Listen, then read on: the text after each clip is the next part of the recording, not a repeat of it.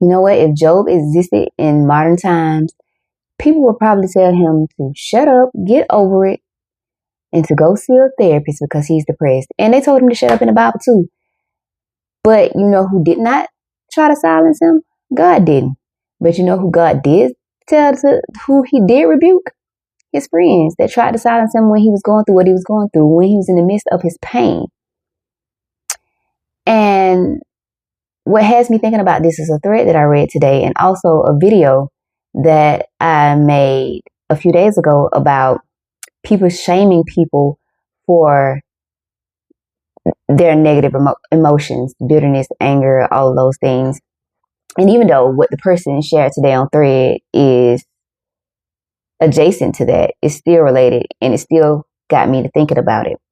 So I'm going to read the thread before I talk about the other things that it got me to thinking about. So the thread says, I'm reading the book of Job and I couldn't help but notice something through a clinical lens. Job sounds clinically depressed. He wishes he had never been born. He longs for death. He cannot sleep. He ruminates endlessly about his suffering. He feels abandoned and hopeless. If we were doing a modern assessment, many of his statements would map closely onto symptoms of major depression. And yet the Bible preserves every word of his lament. And lament is a deep regret, remorseful, woe is me, down in the dump, depths of despair. What struck me most is that God never rebukes Job for speaking honestly out of his suffering. Instead, God rebukes Job's friends, the ones who tried to silence him with tidy theology. There is something profoundly compassionate about that. The book of Job suggests that deep psychological anguish and genuine faith are not mutually exclusive. Sometimes the most faithful thing a suffering person can do is keep talking to God, even when the words come out raw, bitter, and unfiltered. One thing that struck me while reading Job is how uncomfortable his prayers would make many modern day Christian spaces. Job complains. He questions God's justice. He wishes he had never been born. He demands an explanation. In many religious environments today, language like that would be labeled ungrateful, faithless, or even disrespectful to God. But the Bible preserved his words. Even more surprising, God later rebukes Job's friends, the ones who tried to correct his theology and silence his grief. Job shows us something important. Lament is not opposite of faith. Sometimes lament is what faith sounds like when someone is suffering deeply and still refuses to walk away from God. Now, this is centering around Job's relationship with God, but however, it's still adjacent to all the things that I want to talk about and all the things that this thread made me think about. So, first, the video that I made a few days ago about people trying to shame you for speaking out, essentially. And if you're speaking out in an unfavorable way against somebody, they want to label you as mad, angry, bitter. And I say, so what? I say, so what? So what if you are bitter? Bitter literally means to have a sharp taste or not sweet. Who is going to be sweet or sweetly talk about somebody that caused them harm, did them dirty, deceive them, all of the things? Who is going to speak sweetly about them? I don't know many people who would, and the people who do are doing it from a fake sense of maturity or moral superiority when they know that's not how they really feel inside, and they lying to themselves, they suppressing it, and probably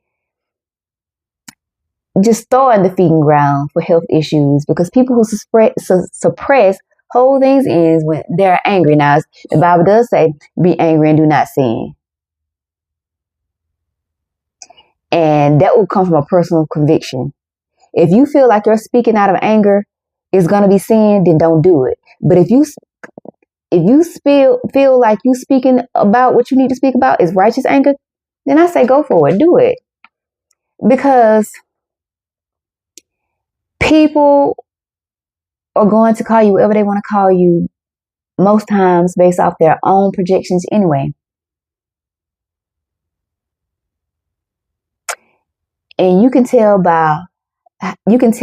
how people handle their own emotions inside themselves by the way They respond to you and how you're handling yours.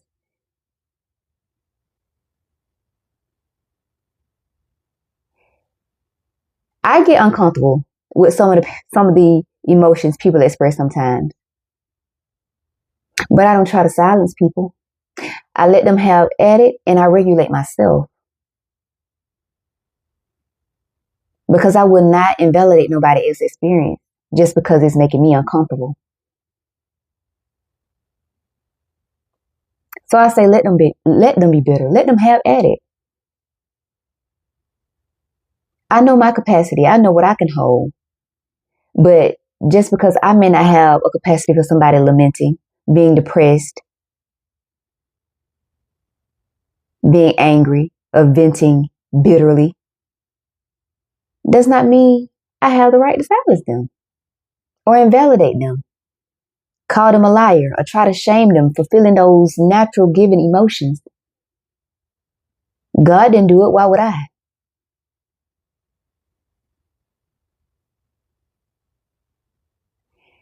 And then it made me think about how in this, in the story of Job, in the book of Job, he questioned God. It makes me wonder where a lot of religious people get that saying from. You're not supposed to question God. God is a God of relations. He wants to be relational with us. He wants to have genuine, authentic conversations with us. And that includes asking questions when we don't understand.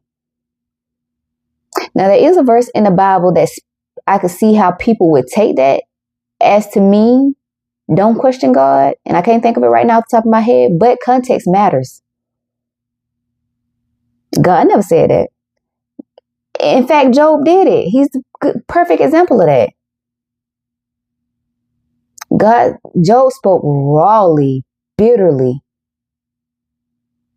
unfiltered with God. And we can too. Now, I ain't never talked to God from an angry place. I have never. And I'm not saying that it won't come a time. But I haven't, but I have had some conversations where I was like, okay, I don't get it. What's going on, God? Let me know what's going on. So he doesn't rebuke that. Then spiritual bypassing. People get so uncomfortable and can't sit with the negative emotions that as soon as you finish getting whatever it is out your mouth that they may deem as you need to hurry up and move on and get over it, that they want to just throw some scripture at it and call it a day. And I'm not saying, not to throw scripture at it. You can, but if it's you doing it just to spiritual bypass somebody's experience, that's just another form of invalidating. And it's not helpful.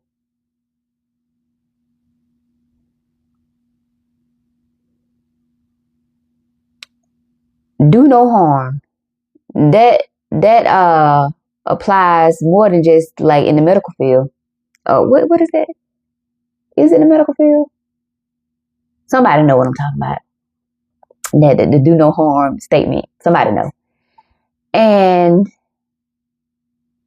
I feel like if you know you don't have the capacity to hold what somebody is bringing to you, then say that. And you can say that without invalidating somebody's experience just because it's making you uncomfortable.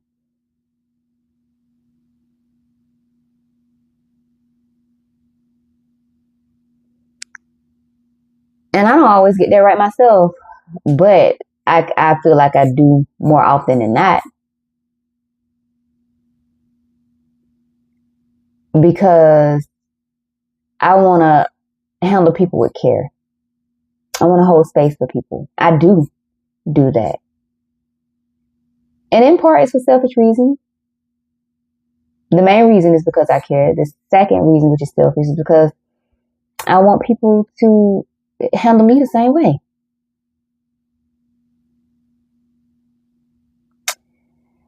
And then then I think about the toxic positivity. If I had $1 for every person who asked me how my day was, and I simply said okay, that my day was okay. I hope me doing this don't mess up the sound.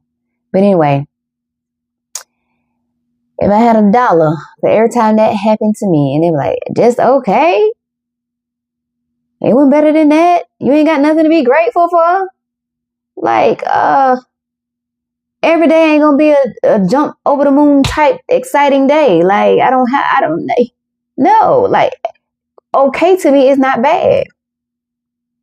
Okay to me is good. It's the baseline. It's like copacetic, maintenance, peace. But I just,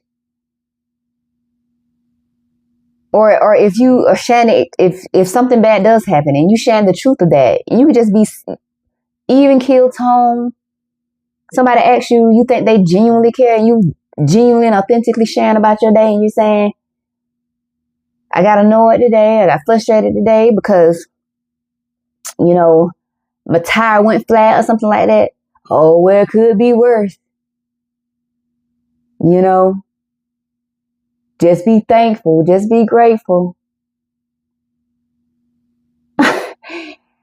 No, that's not what I'm talking about right now. I'm not ungrateful. You asked me about my day, and I'm telling you. And if me telling you that my day when, rainbows and sunshines makes you uncomfortable, then don't ask, because I'm going to be honest.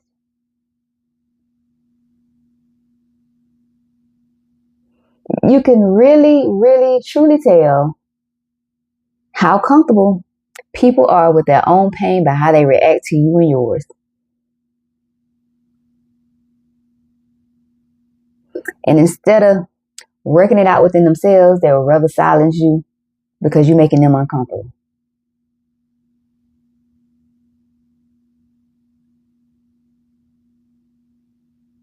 And I used to take that personally. I used to think I was a problem because of it. But now that I realized and I've learned more about projection, I've even been holding space for that.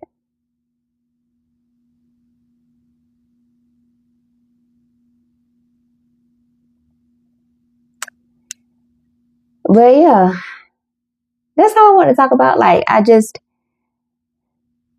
just made me think. It's like,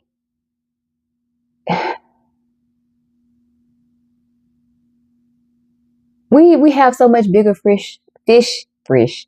We have so much bigger fish to fry in this world, in this life. And we spend so much of that time on trivial things and restricting ourselves in unhelpful ways when it comes to accepting the wholeness and fullness of who it is that we are.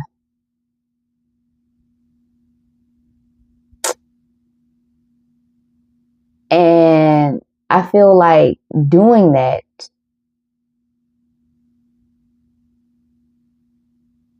is what keeps a lot of us in this cycle of constantly having to get over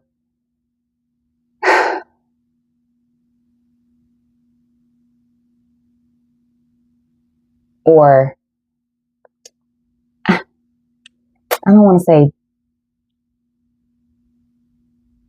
trauma, because I don't feel like everything is trauma or traumatic, but I'll say breaking through these type of barriers of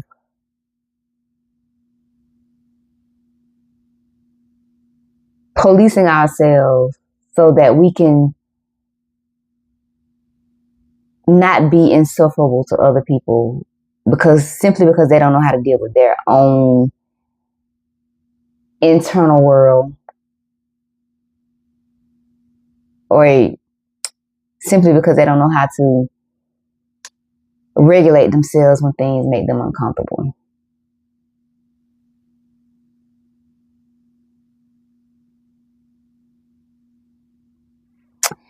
But yeah, that's what I've been chewing on today. I would like to know your perspective on what I shared here in the comments. Please share. If you're new here, my name is Latrice. Here's what I think out loud. Reflect honestly, name patterns that keep us stuck. If anything here resonates with you, feel free to say what you need. If it doesn't, please feel free to leave it. And if you feel like we're aligned, hit the subscribe button. Please hit the like button, the hype button, all the things. And I'll be back tomorrow. I've still been showing up. I didn't make a long form video yesterday, but I did post 2 or 3 videos yesterday. I'm just playing around all over YouTube, figuring out what works for me. And yeah, so I'll be back tomorrow.